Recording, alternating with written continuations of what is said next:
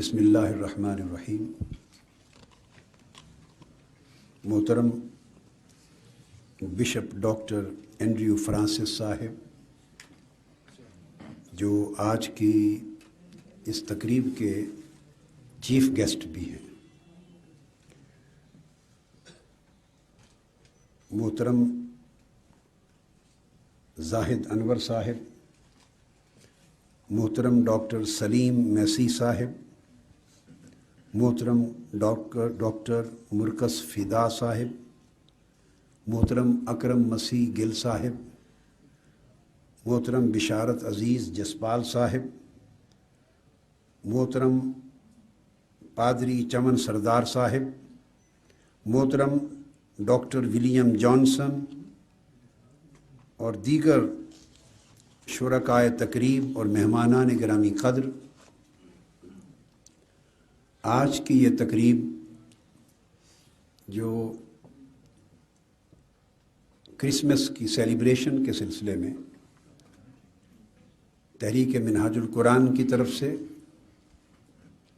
اور مسلم Christian dialogue forum MCDF کی طرف سے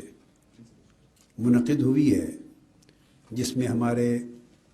مسیحی بھائی، ان کے موقر اور محترم رہنما،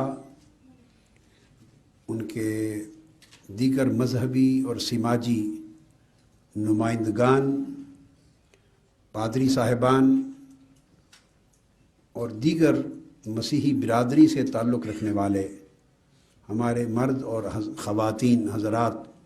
اس دعوت پر تشریف لائے ہیں۔ میں صمیم قلب سے اس پروگرام میں شرکت پر، ان کی آمد پر خصوصی شکریہ ادا کرتا ہوں اور کرسمس کے اس مبارک موقع پر مبارکباد پیش کرتا ہوں۔ کرسمس کی تقریب مسیحی دنیا میں اور مسیحی عقیدہ میں وہی اہمیت رکھتی ہے جو اسلامی عقیدے میں میلاد النبی میں عید میلاد النبی کی اہمیت ہے۔ 12 ربیع الاول کو مسلمان عید میلاد النبی مناتے ہیں۔ میلاد برتھ کو کہتے ہیں۔ یہ حضور نبی اکرم صلی اللہ علیہ وآلہ وسلم کا یوم میلاد، یوم پیدائش پوری دنیا میں منایا جاتا ہے، اور ہمارے مسیحی بھائی اور بہنیں پوری دنیا میں دسمبر کی اس تاریخ کو وہ سیدنا عیسیٰ علیہ السلام، حضرت یسوع مسیح، ان کی ولادت اور پیدائش کا دن یعنی یوم میلاد یسوع مسیح علیہ السلام مناتے ہیں۔ تو نیچر دراصل ان دونوں پروگراموں کی ایک ہے،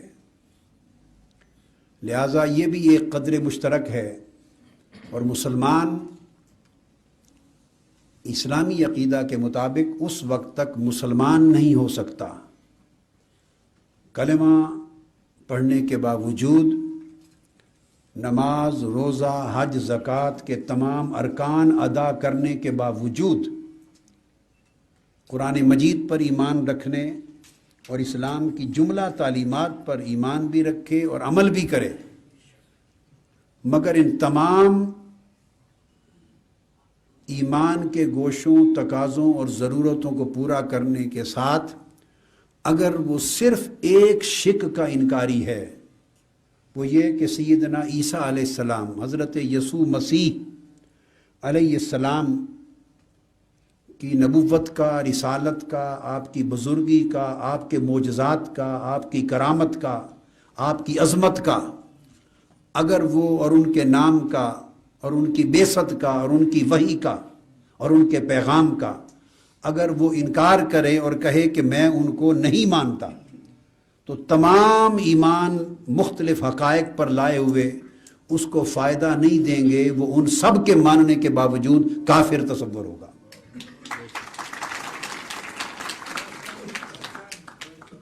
یہ اتنا اہل ایمان کے لیے پوری دنیا میں جب تقسیم کی جاتی ہے تو بلیورز اور نان بلیورز کی تقسیم کی جاتی ہے۔ نان بلیورز کو کفار کہتے ہیں علمی اصطلاح میں، اور بلیورز ان کو کہتے ہیں جو اللہ کی بھیجی ہوئی وحی پر، آسمانی کتابوں پر، پیغمبروں پر ایمان لاتے ہیں، مذہب ان کا کوئی بھی ہو۔ تو جب بلیورز اور نان بلیورز کی تقسیم ہوتی ہے تو یہودی عقیدے کے ماننے والے لوگ اور مسیحی برادری اور مسلمان، یہ تین مذاہب بلیورز میں شمار ہوتے ہیں، یہ کفار میں شمار نہیں ہوتے۔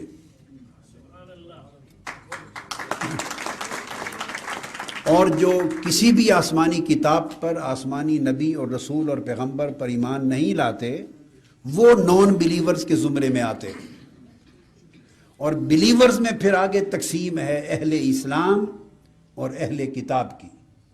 تو خود قرآن مجید میں کفار کے لیے احکام اور ہیں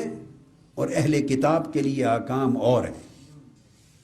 تو قرآن مجید کا اگر گہرائی سے مطالعہ کیا جائے اور سنت محمدی صلی اللہ علیہ وآلہ وسلم کا اور حضور السلام کی تعلیمات کا، تو واضح طور پہ یہ جو رشتہ اور تعلق ہے ایمان کا، وہی آسمانی کے ماننے کا، آخرت پر ایمان لانے کا،